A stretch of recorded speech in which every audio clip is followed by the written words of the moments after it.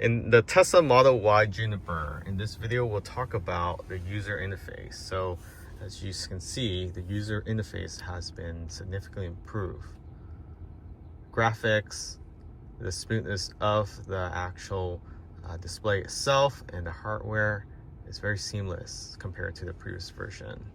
A lot of details included in the actual user interface. And you can see here, anything that is on or open, it will show on the display. So for example, if I open the door, it shows the door open. If I close it, it shows the door closed. Now let's go into the sub menu. So sub menu, you have control. This is where all your quick access for adjusting and changing anything from your mirrors adjustment to your steering wheel telescopic adjustment, from your windshield wiper, your dash cam, tilting your mirror, and so forth. Everything is under control, including the car wash mode and putting your car in neutral if you don't want to use the slide bar here. Under dynamic, this is your driving dynamic, whether you want it aggressive acceleration, aggressive regenerative braking, or turning on and off your traction control. You can adjust it here.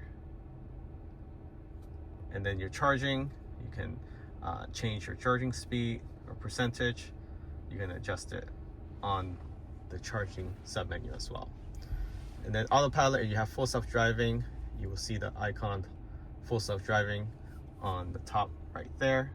And then you can have it auto start and auto off, or change it to aggressive or non-aggressive, as well as summon control. You can adjust the summon control, backing in and out of your garage, pulling your car up to you.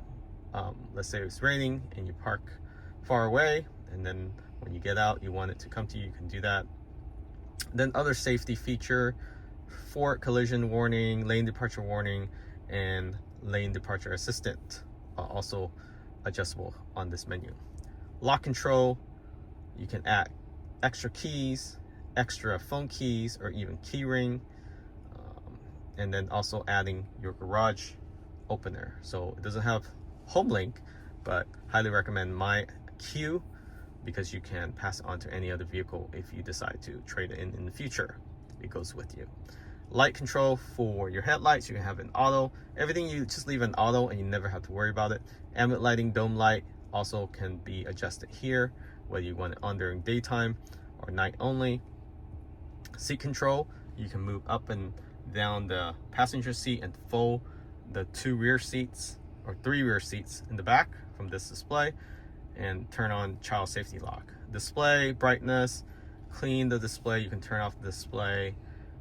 And then languages, text, format, and how you want the time and energy display, distant, kilometers, temperature Celsius, tire pressure, and so forth.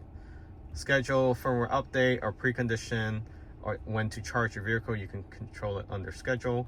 Safety, this is mainly about your dash cam and also your blind spot warning, cross traffic for the rear and the front, so it gives you warning. You can lock your glove box with the pin, lock the vehicle with the pin, and also turn on valet mode, so limit the acceleration, and also lock your front trunk and glove box. Service tells you your tire pressure, and then anything you can do. Usually the service center will deal with this, or when you're towing, you want to turn that on. You can also see and calibrate your camera and test your battery health.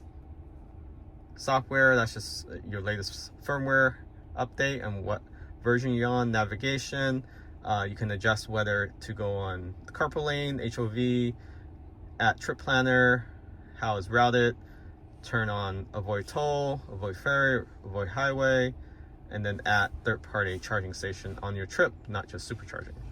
And your trip odometer, and then Wi-Fi connection, of course Bluetooth. You also have icon menu under the 3 dots.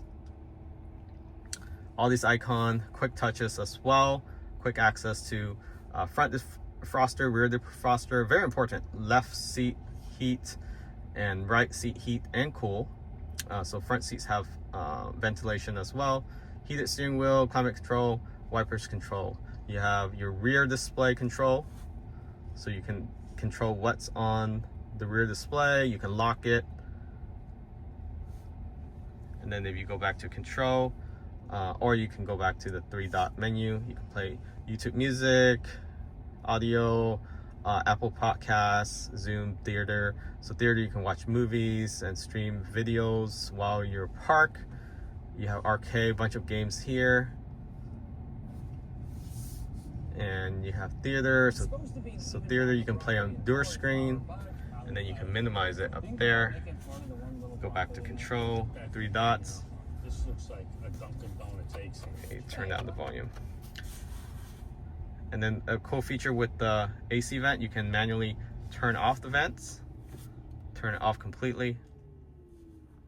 Go back to the icon menu. You can sing karaoke while you're driving, actually. So of course it's for the passenger.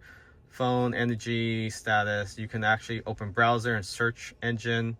What else you hear? You can text, Spotify, so all those are streaming services. So pretty cool.